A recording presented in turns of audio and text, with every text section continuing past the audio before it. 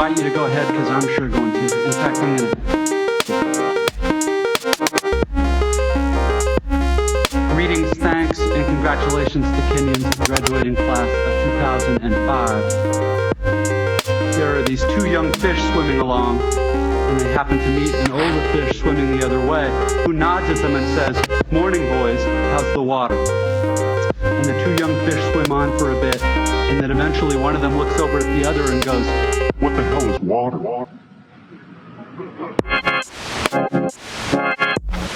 This is a standard requirement of U.S. commencement speeches, the deployment of didactic little parable-ish stories.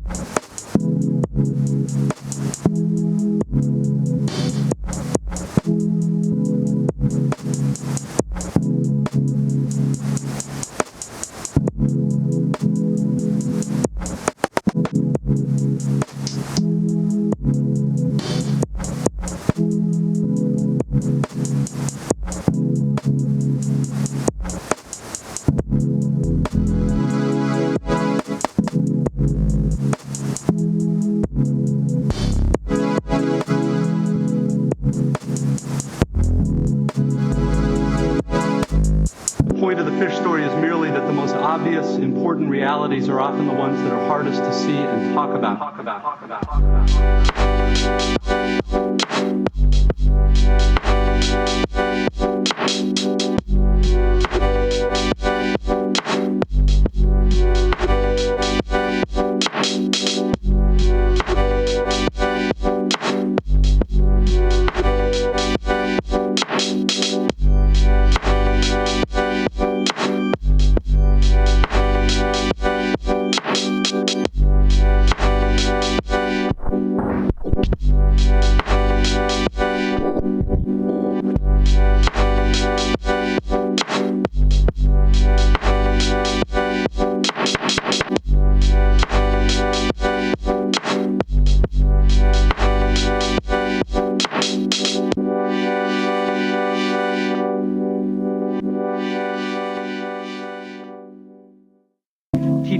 How to think. If you're like me as a student, you've never liked hearing this, and you tend to feel a bit insulted by the claim that you've needed anybody to teach you how to think, since the fact that you even got admitted to a college this good seems like proof that you already know how to think.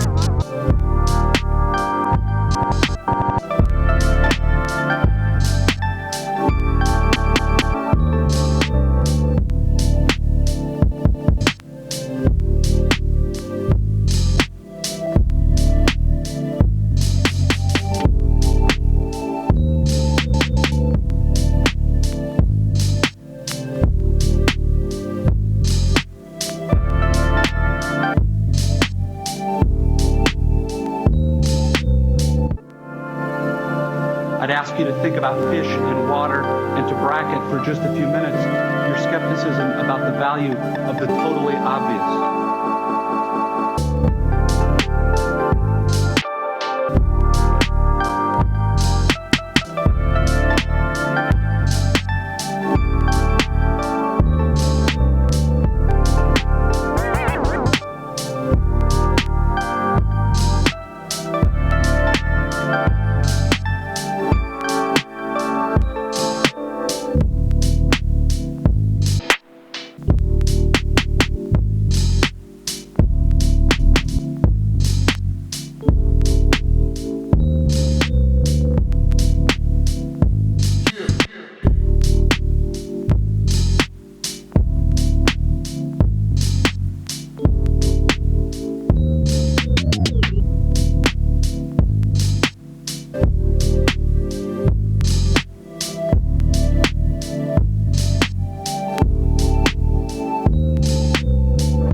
another didactic little story. There are these two guys sitting together in a bar in the remote Alaskan wilderness. One of the guys is religious, the other's an atheist, and the two are arguing about the existence of God with that special intensity that comes after about the fourth beer. And the atheist says, look, it's not like I don't have actual reasons for not believing in God. It's not like I haven't ever experimented with the whole God and prayer thing. Just last month, I got caught away from camp in that terrible blizzard, and I was totally lost, and I couldn't see a thing, and it was 50 below. And so I tried it. I fell to my knees in the snow and cried out, oh God, if there is a God, I'm lost in this blizzard and I'm gonna die if you don't help me. And now, in the bar, the religious guy looks at the atheist all puzzled. Well, then you must believe now, he says. After all, here you are, alive. The atheist just rolls his eyes. No, man, all that was a cups happened to come wandering by and they showed me the way back to camp.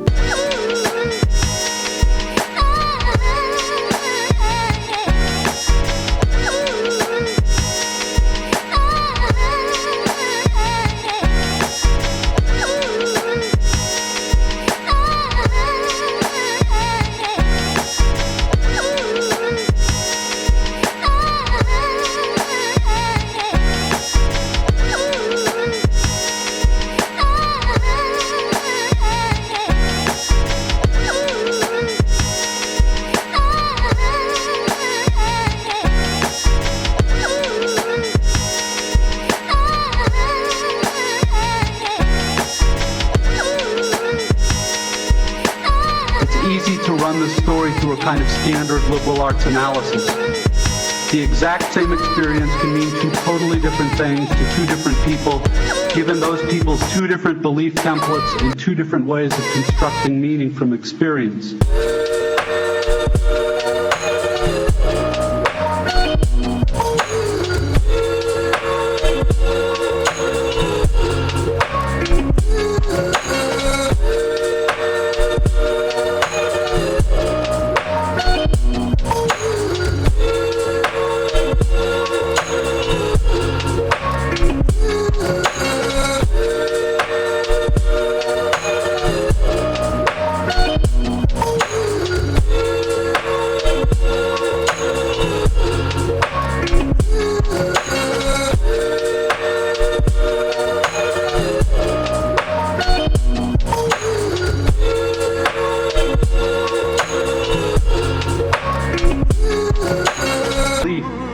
Nowhere in our liberal arts analysis do we want to claim that one guy's interpretation is true and the other guy's is false or bad. Which is fine, except we also never end up talking about just where these individual templates and beliefs come from.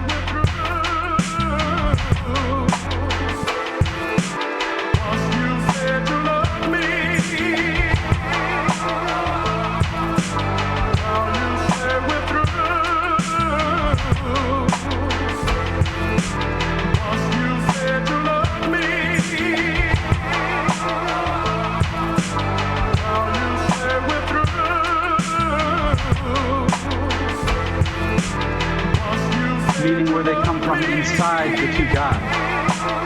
As if the person's most basic orientation toward the world and the meaning of his experience were somehow just hardwired, like height or shoe size, or automatically absorbed from the culture, like language. As if how we construct meaning were not actually a matter of personal, intentional choice.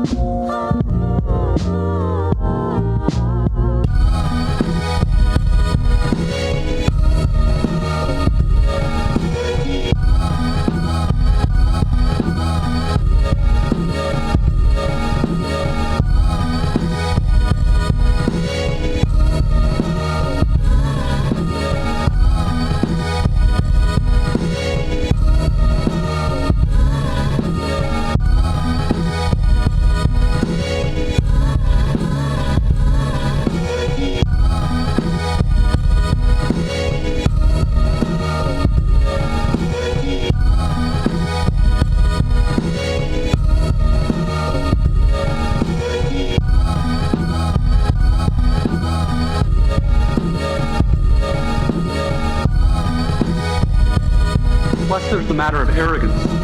The non-religious guy is so totally certain in his dismissal of the possibility that the Paschimos had anything to do with his prayer for help.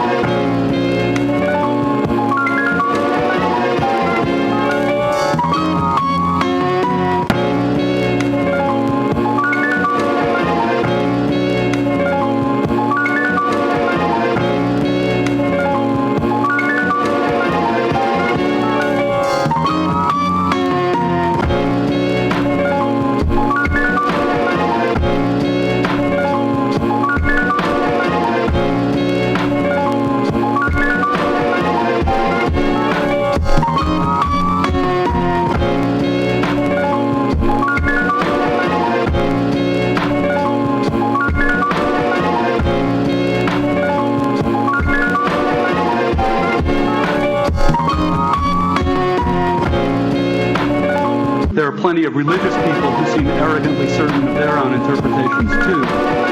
They're probably even more repulsive than atheists, at least to most of us.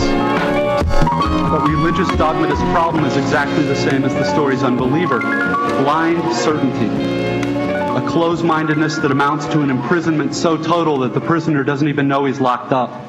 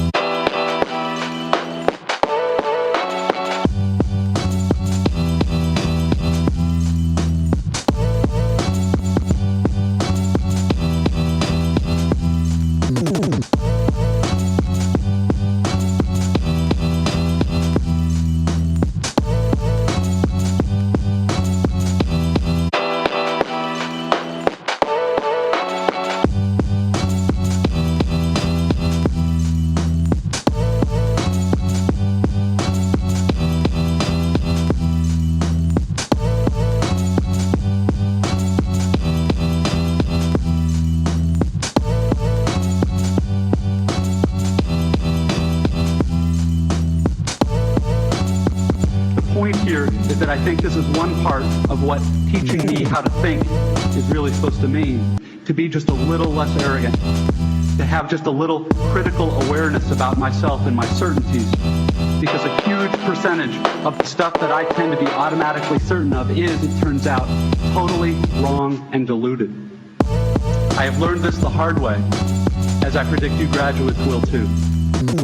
Here is just one example of the total wrongness of something I tend to be automatically sure of. Everything in my own immediate experience supports my deep belief that I am the absolute center of the universe. The world as you experience it is there in front of you, or behind you, to the left or right of you, on your TV or your monitor, and so on.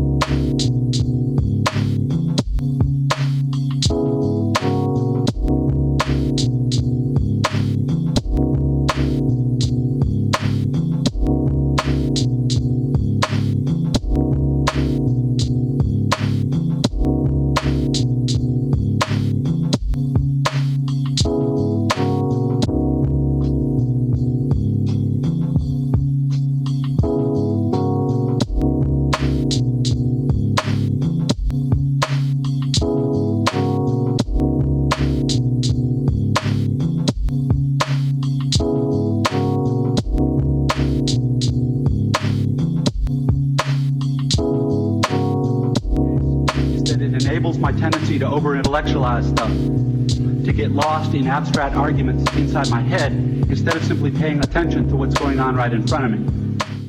Paying attention to what is going on inside me. As I'm sure you guys know by now, it is extremely difficult to stay alert and attentive instead of getting hypnotized by the constant monologue inside your own head.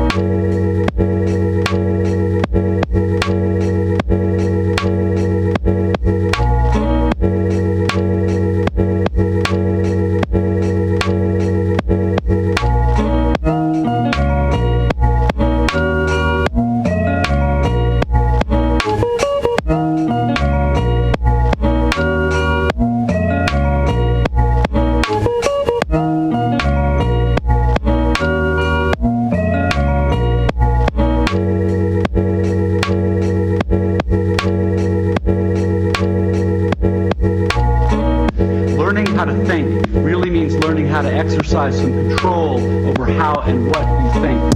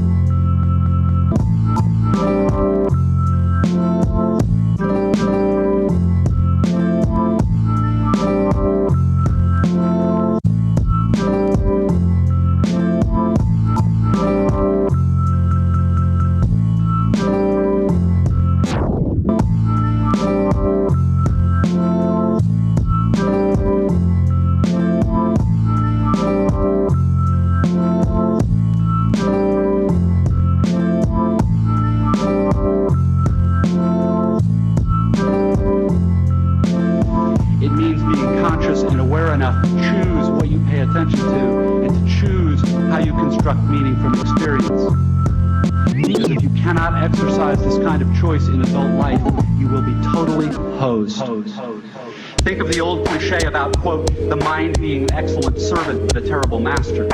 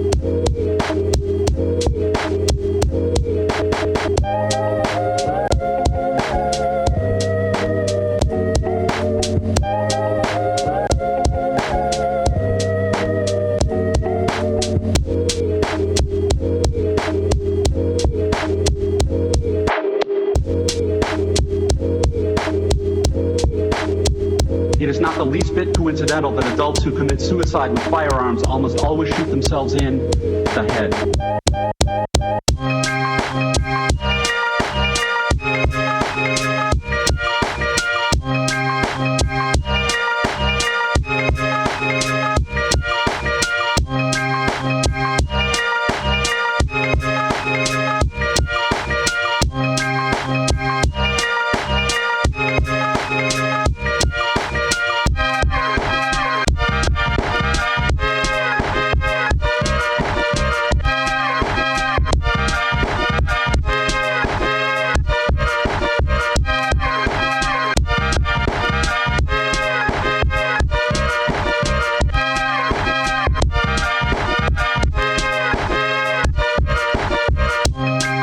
The terrible master. And the truth is that most of these suicides are actually dead long before they pull the trigger. Dead. Unconscious. A slave to your head and to your natural default setting of being uniquely, completely, imperially alone, day in and day out.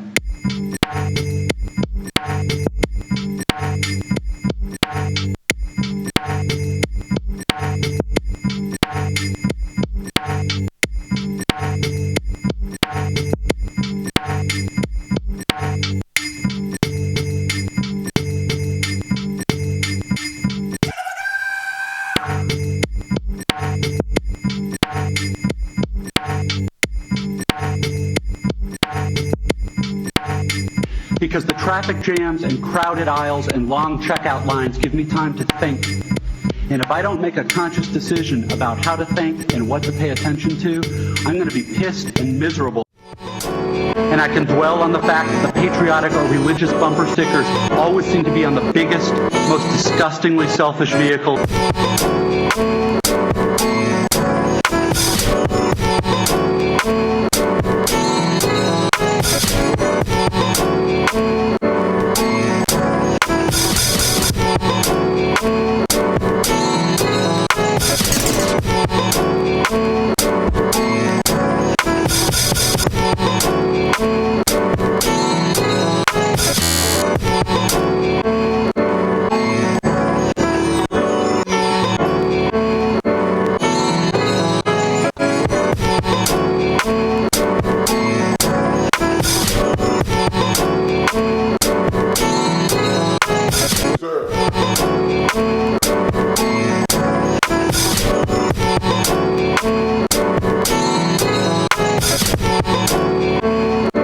Thinking this way tends to be so easy and automatic that it doesn't have to be a choice. It is my natural default setting. Again, please don't think I'm giving you moral advice, or that I'm saying you're supposed to think this way, or that anyone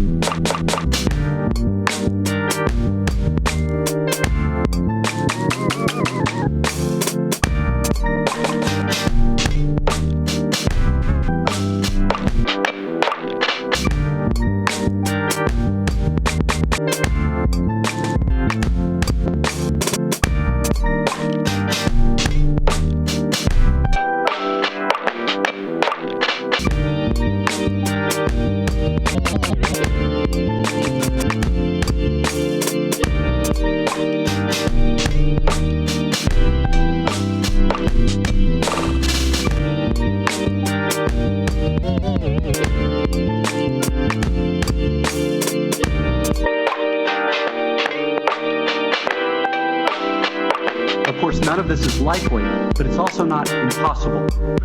It just depends what you want to consider. If you're automatically sure that you know what reality is and who and what is really important, if you want to operate on your default setting, then you, like me, probably won't consider possibilities that aren't annoying and miserable. But if you've really learned how to think, how to pay attention, then you will know you have other options. It will actually be within your power to experience a crowded, hot, slow, consumer hell-type situation as not only meaningful, but sacred.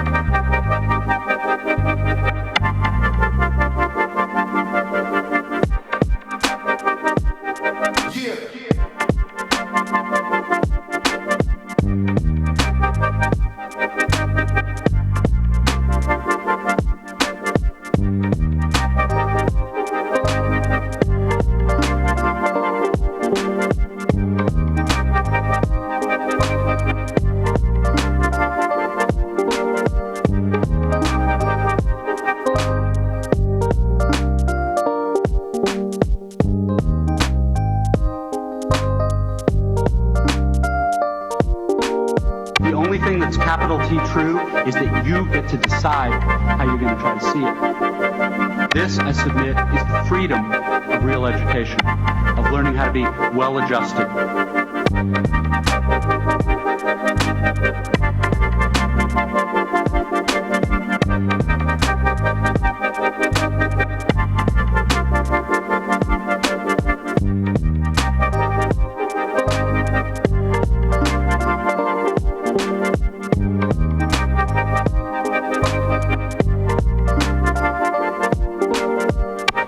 You get to consciously decide what has meaning and what doesn't.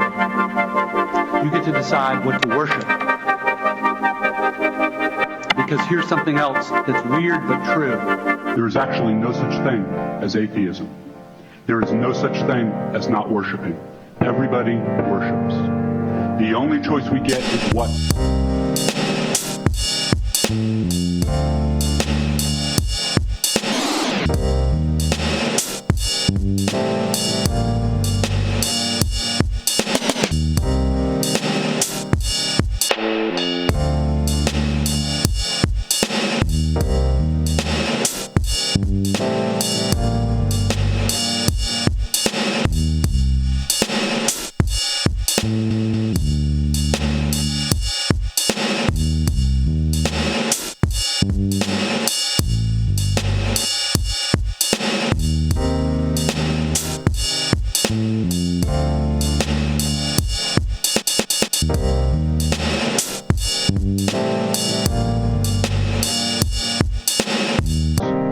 Because the so-called real world of men and money and power hums merrily along on the fuel of fear and anger and frustration and craving and the worship of self.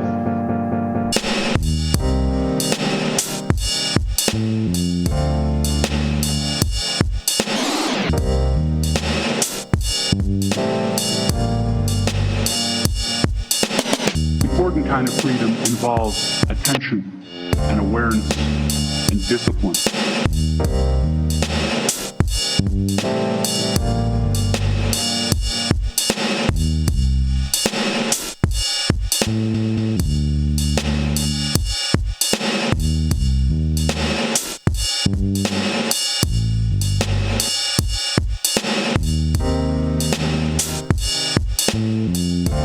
The alternative is unconsciousness, the default setting, the rat race, the constant gnawing sense of having had and lost some infinite thing.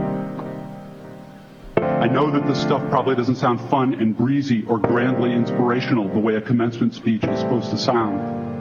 What it is, as far as I can see, Is the capital T truth with a whole lot of rhetorical niceties stripped away.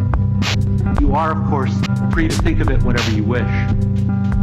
But please don't just dismiss it as some finger-wagging Dr. Laura sermon. None of this stuff is really about morality or religion or dogma or big fancy questions of life after death. The capital T truth is about life before death. It is about the real value of a real education, which has almost nothing to do with knowledge and everything to do with simple awareness. Awareness of what is so real and essential, so hidden in plain sight all around us all the time, that we have to keep reminding ourselves over and over, this is water.